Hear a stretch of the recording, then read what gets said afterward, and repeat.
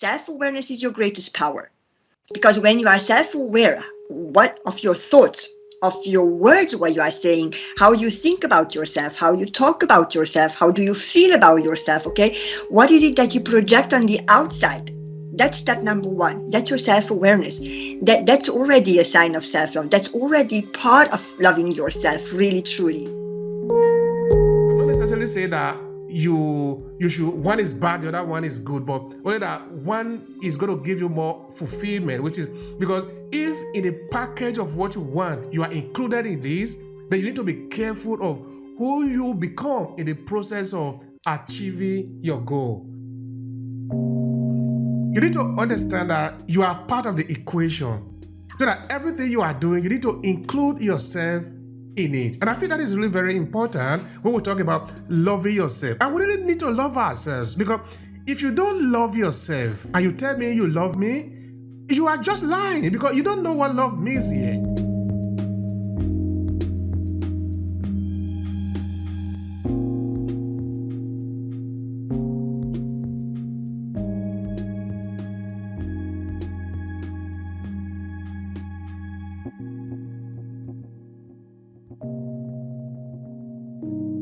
There now, but why are people not able to love themselves, or they just jump in auto things because they don't want to offend people or things like that? What do you say about that? Now, my very, very short answer is because they are too much in their head.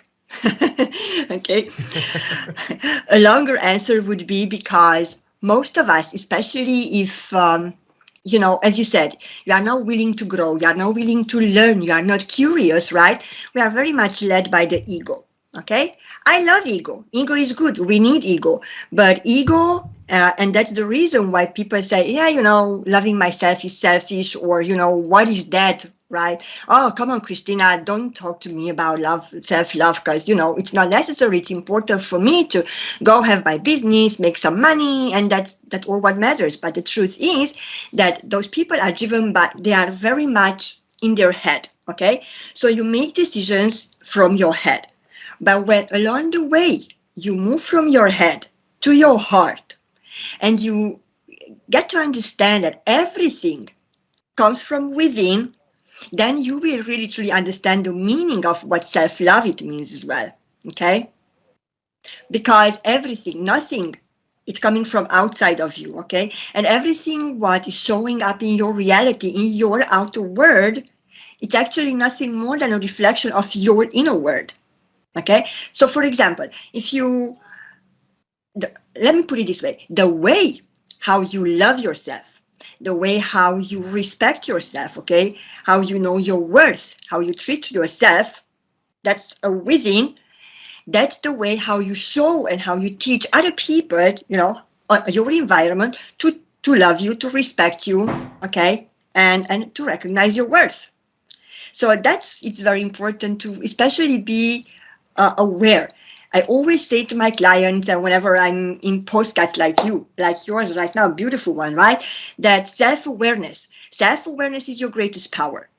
Because when you are self-aware of your thoughts, of your words, what you are saying, how you think about yourself, how you talk about yourself, how do you feel about yourself, okay?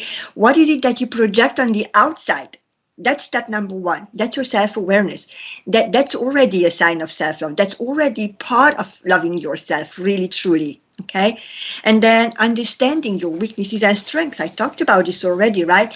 This is also part of self-love. It is self-love, getting to know who you are, getting to understand why do you make decisions and how do you make decisions. Are you taking decisions in your finances, in your business, in your relationships from your head or from your heart? Because very, very often we ignore what's in our heart and we follow, the head, because that follows a certain pattern. Okay, there is something what you have learned, and your mind has already an information about certain things.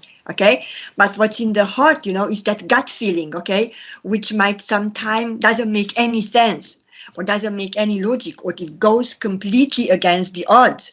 But it comes from here, from your gut. But we never listen to that. We listen to the ego, right? To the head. But when we learn to tap into within, to tap in our heart core, that's when we are really self-aware, and that's also a very beautiful and sacred form of loving yourself and giving yourself permission to step out the comfort zone, to do something different, to be something different. Okay, I hope I'm making sense, because it's a lot. I can talk hours about it, and you know that. but Thank you so yes, much. but Yeah, yes. yeah. I appreciate that. I appreciate that. So before I was referring to this article that I published today. So when I was researching this article that had to do with the difference between um, purpose-driven and impact-driven. So I read this important article. I don't remember exactly the name now, but then of course I sort of filter in the idea that I got from that purpose-driven lead to personal growth. In that your strength is within. It's like where is the logos of control? So that what is moving you is the inside. You want to grow, even though you might want to make an impact, but you are driven from the inside. So that Yes. everything about you is entirely about being holistic, everything complete. Exactly. Whereas being impact driven is that you have an objective. That objective is the most important. Sometimes it can lead to even burnout because you want to sacrifice everything to be able to accomplish what you want to accomplish. Then of course, the message I'm leaving in the article is that I'm not necessarily saying that you should, one is bad, the other one is good, but whether that one is going to give you more fulfillment, which is because if in the package of what you want you are included in this, then you need to be careful of who you become in the process of achieving your goal.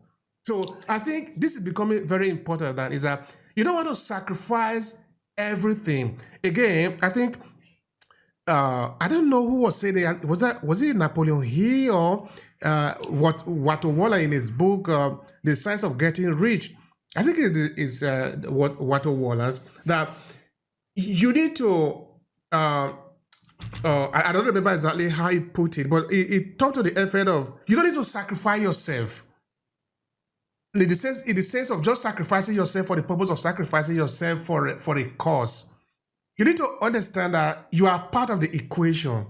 So that everything you are doing, you need to include yourself in it. And I think that is really very important when we talk about loving yourself. And we really need to love ourselves, because if you don't love yourself and you tell me you love me, you are just lying, because you don't know what love means yet. Exactly. You must love yourself to tell me, oh, I understand what it means. So now I'm telling you because I want to save the world. But you don't want to save the world killing yourself. Of what use is it? Anyway, maybe I probably take it longer than that. But what I'm No, actually, I love what you are saying, because you are saying beautiful things there. You are saying about self-love, and you were saying about purpose-driven and impact. Can I just go a little bit on this one, if you allow me? please. Okay. Yeah.